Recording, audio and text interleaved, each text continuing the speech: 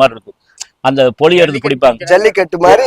பொலி எடுத்து. ஜல்லிக்கட்டுன்னா அடக்கிறதால இல்ல, ஆமா, இது ஜல்லிக்கட்டுன்னா அடக்கிறது, அது இல்ல. இது ஒவ்வொரு ஊர்ல ஒவ்வொரு மாடுகளை புடிச்சிட்டு வருவாங்க அழகா. அது என்ற ஒரு பெருசா ஒன்றோட பெருசா, நான் எப்படி வந்திருக்கிறேன் நீ எப்படி வந்திருக்கேங்கிறது ஒரு தோற்றத்தை காட்டு. அந்த தோற்றத்துக்கு இது கொண்டு வர்றது.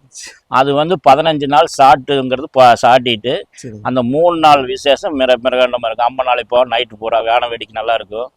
அப்புறம் மறுநாள் தான் மாவிளக்கு எடுப்போம். அதுக்கு அடுத்த நாள் பொலி எடுத்து பிடிச்சிட்டு வர்றது.